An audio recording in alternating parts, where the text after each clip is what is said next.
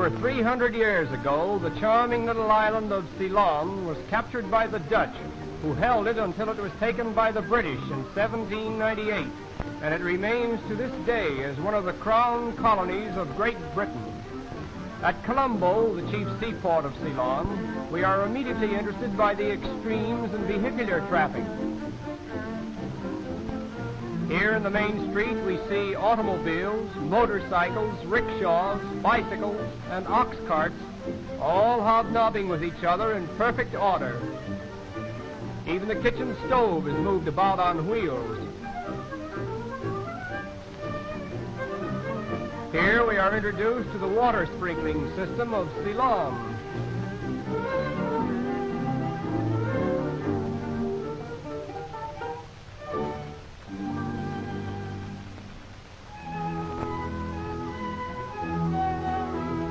This picturesque primitiveness is also observed in boat traffic, where the Colombo ferry lazily plies its trade.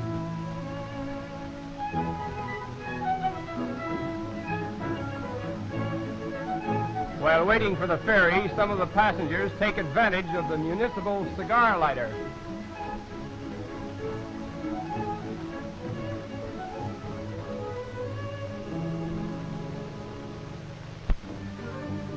Not far from here, we come upon a most primitive scene, a group of natives separating chaff from rice.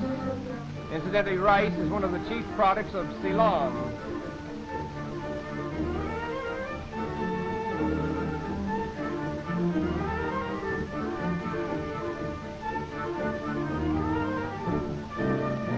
Primitive methods of labor are revealed in many ways throughout this tropical island. Here we observe men and women working side by side in the construction of their roads.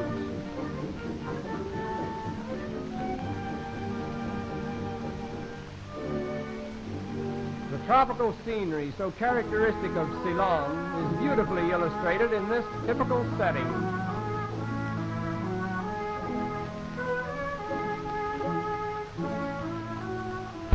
The devil dancers of Candy.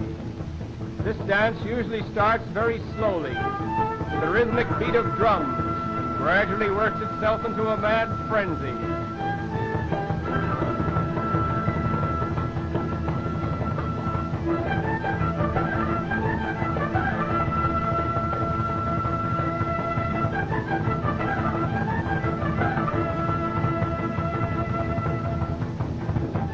We are told that the chief inspiration of the devil dancers is the thought that they are driving away evil spirits.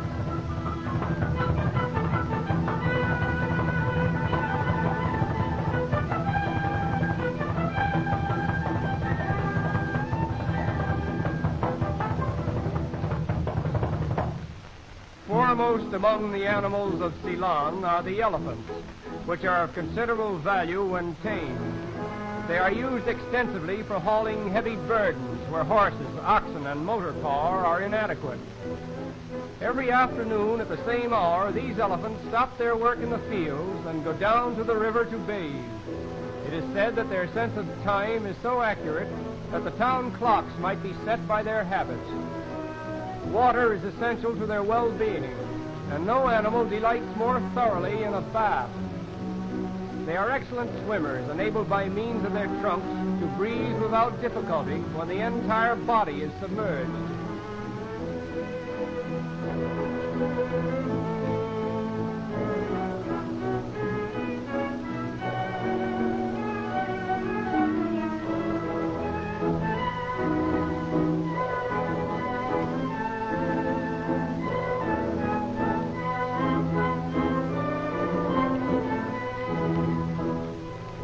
Elephants have very poor sight.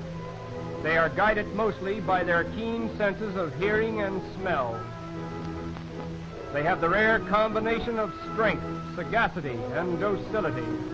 It is also said that no animal is more appreciative of kindness or more distressed by injustice than the elephant. In fact, there are cases on record where elephants have actually died of broken hearts because of ill treatment.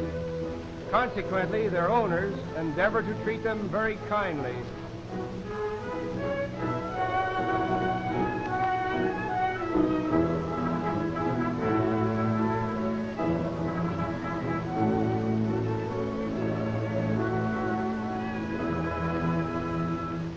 At Mount Lavinia, a delightful resort just a few miles from Colombo, we are fascinated by the boats which are used by the native fishermen.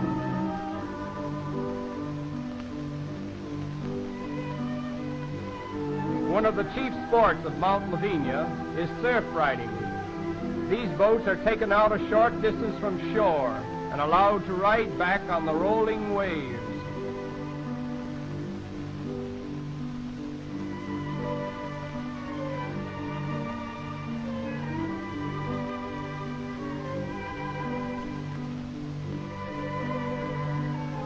The fishermen themselves are extremely colorful.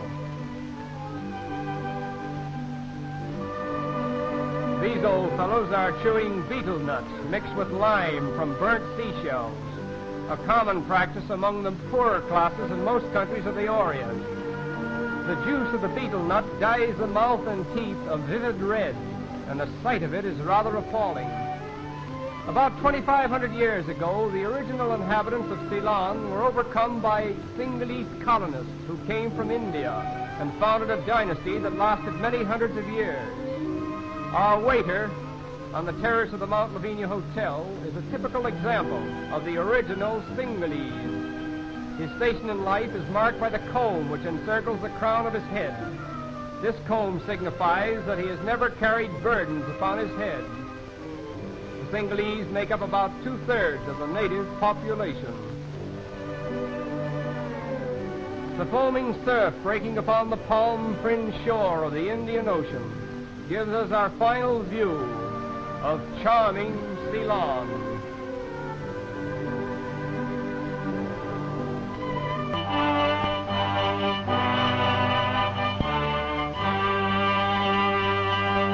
It is generally believed that the British Crown colony of Ceylon at some prehistoric period may have been part of the mainland of India, as even in this day it is only separated from that country by a shallow gulf of water not more than 50 miles in width.